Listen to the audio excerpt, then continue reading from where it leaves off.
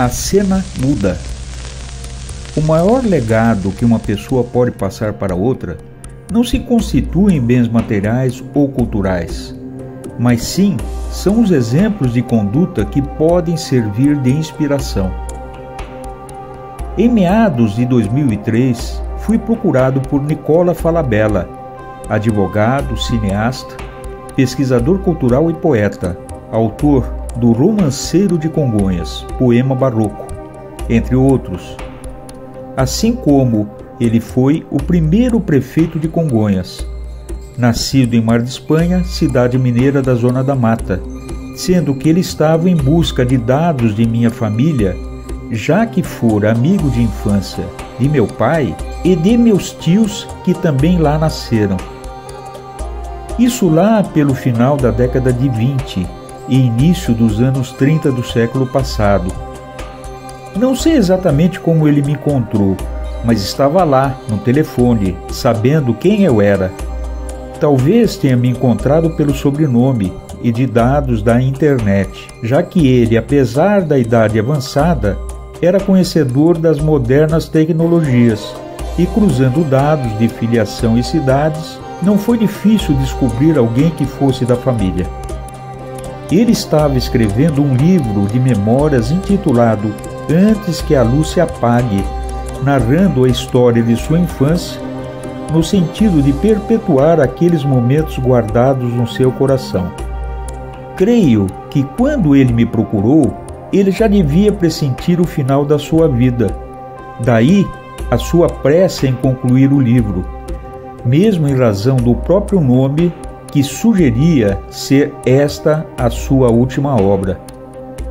Quando da publicação, fiquei com vários exemplares, os quais continham riqueza de detalhes de seu intenso convívio com minha família, frequentando a casa dos meus avós e o cinema de propriedade de meu avô Gibran.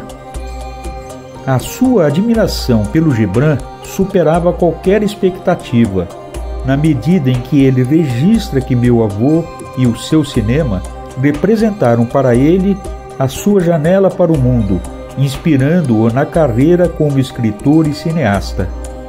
Para minha surpresa, meu avô se tornou uma referência para aquele menino que décadas depois, já como um ancião, registraria as histórias que já conhecíamos pela tradição oral da família, mas que sempre as considerávamos com certa reserva, pois é normal que entre a família se aumente um pouco as virtudes das coisas, e até exagerando nas cores.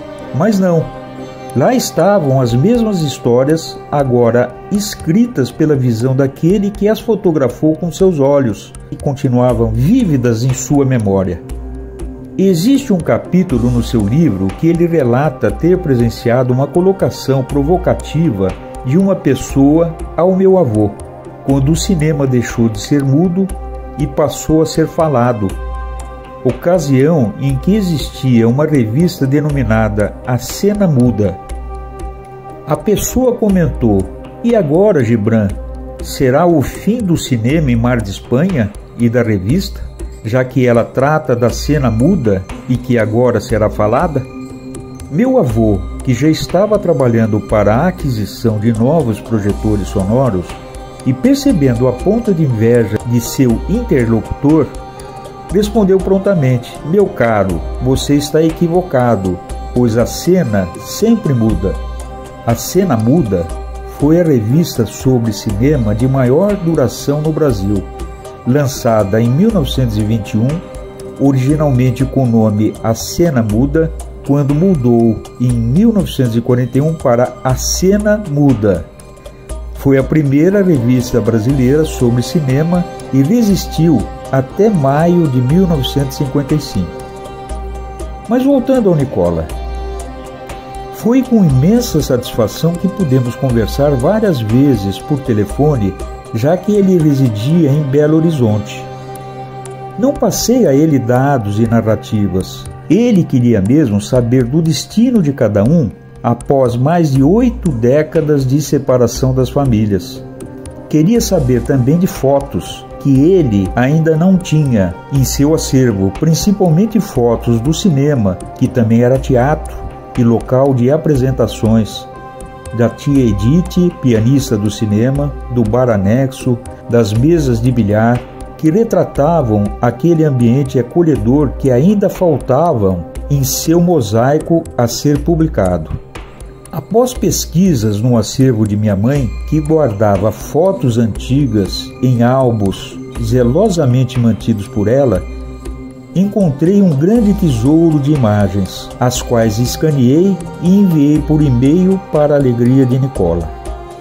Falamos algumas vezes no decorrer do ano, até quando fiquei sabendo que no início de 2004 ele também tinha feito a sua passagem, a grande viagem da última aventura. Esse é o maior legado que uma pessoa pode deixar. Algo, por mais insignificante que seja, pode marcar uma criança, representando modelos a serem seguidos, inspirando sonhos e planos na caminhada dos indivíduos.